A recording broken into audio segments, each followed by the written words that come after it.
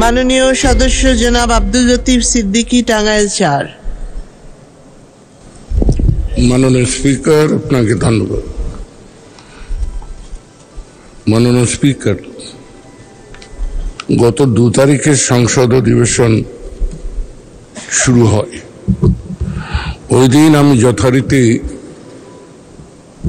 সংসদ এলাকায় এসেছিলাম এবং সংসদে প্রবেশ করতে যখন যাই তখন দ্বার রক্ষীগণ বলেন যে কোভিডের সার্টিফিকেট দিতে হবে। আমার প্রশ্নটি হলো যে আমাকে জানানো হয়নি যে কোভিডের সার্টিফিকেট লাগবে সংসদ অধিবেশনে প্রবেশ করতে হলে। এতে আমি মনে করি ব্যক্তি আব্দুল লতিফ সিদ্দিকীকে নয়, আমার নির্বাচনী এলাকার জনগণকে তার অধিকার থেকে বঞ্চিত করা হয়েছে।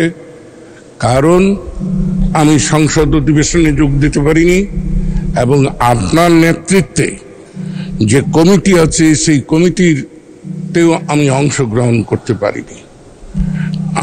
তাই আমার দাবি, যারা এই দায়িত্বে আছেন তারা যথারীতি দায়িত্ব পালন না করে এই আদেশটি কে বা কাহারা জারি করলেন। আদেশদাতা অবশ্যই আদেশ দেবেন, কিন্তু যাদের উপর আদেশ প্রতিপালনের দায়িত্ব তারা যথারীতি সেই বিষয়টি যাদের উপর বর্তাবে তাদেরকে সঠিকভাবে জ্ঞাত করা হয়েছে কিনা। আমি বিনীতভাবে মাননীয় স্পিকার বলতে চাই, আমি তন্ন তন্ন করে আমার সেলফোন খুঁজে দেখেছি যে আমার সেলফোনে কোনো বার্তা যায়নি, কোনো বার্তা গেল না। এবং মাননীয় স্পিকার, আপনার দপ্তর থেকে কোনো রকম বিজ্ঞপ্তি গেল না, তারপরে আমাকে সংসদে প্রবেশ থেকে বিরত রাখা হলো, আমার অধিকার ভঙ্গ হয়েছে।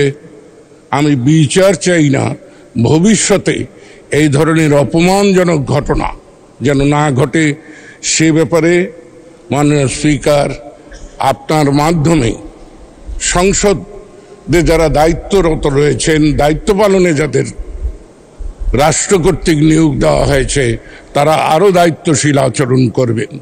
মাননীয় স্পিকার, এই সংসদ কর্মকর্তাগণ দায়িত্ব পালনে যে পরিমাণ অবহেলা করে, যে ক্ষেত্রে মাননীয় সংসদ সদস্যরা জড়িত, সেখানেই যদি এই ধরনের গাফলতি হয় তাহলে রাষ্ট্রের অন্যান্য ক্ষেত্রে রাষ্ট্র পরিচালনের দায়িত্ব যাদের হাতে তারা কি পরিমাণ দায়িত্বহীনতার পরিচয় দিচ্ছেন আপনি একটু বিবেচনা করে দেখবেন। আমি পয়েন্ট অফ অর্ডারে দাঁড়িয়ে এর চাইতে বেশি কথা বলতে চাই না। সময় যখন আসবে আমি আরেকটি বিষয় বলবো। মাননীয় স্পিকার, ধন্যবাদ মাননীয় সদস্য। মাননীয় সদস্য, আপনার অবগতির জন্য জানাতে চাই যে এই বিষয়টি সম্পর্কে আমরা আগে জেনেছি যে সেদিন আপনার প্রবেশের ক্ষেত্রে কোভিড সার্টিফিকেট দেখতে চাওয়া হয়েছিল এবং সেই কারণে সেটা না থাকার কারণে আপনি ভিতরে আসতে পারেননি।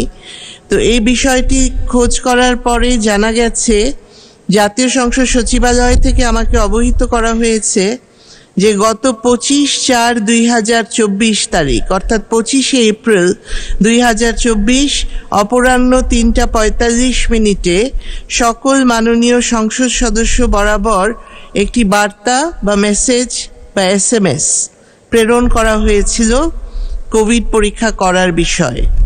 এবং এখান থেকে যে সিস্টেম, সেখানে দেখা যাচ্ছে যে এই মেসেজটা সেন্ট হয়েছে অর্থাৎ প্রেরিত হয়েছে, কিন্তু আপনি বলেছেন যে আপনার সেলফোনে এই ধরনের কোনো মেসেজ আপনি পান নাই।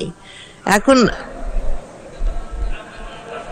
তাহলে আমার মনে হয় যে এখানে আপনাদের, আমি শেষ করি আগে, আমার মনে হয় যে আপনাদের যে মোবাইল নাম্বার বা সেলফোন যে নাম্বারটা জাতীয় সংসদ সচিবালয়ে আছে সেটা আমাদের পুনরায় চেক করতে হবে যে ঠিক জায়গায় মেসেজটা প্রেরণ করা হচ্ছে কিনা।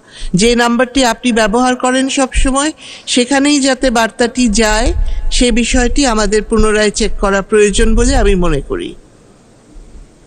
জি হ্যাঁ, ওনাকে মাইক দেন। এবং আমার চ্যালেঞ্জ নয়, আজকে যন্ত্রকৌশলের যুগ। আপনি এখন গ্রামীণ ফোনকে জিজ্ঞেস করুন, জানতে চান যে মেসেজটি আমি পেয়েছি কিনা। আমি যদি আমার সেলফোনে এসে থাকে তাহলে আমি ক্ষমা প্রার্থনা করব এই প্রশ্ন উত্থাপনের জন্য। মাননীয় স্পিকার, আপনাকে ধন্যবাদ। জি, যারা মেসেজ পান নাই আমরা তাদের বিষয়টি আবার দেখব এবং কি কারণে তারা পান নাই আমরা সেটা দেখব। জি ধন্যবাদ। মিশন 90 সংবাদের পিছনে নয়, ভিতরে ছুটি।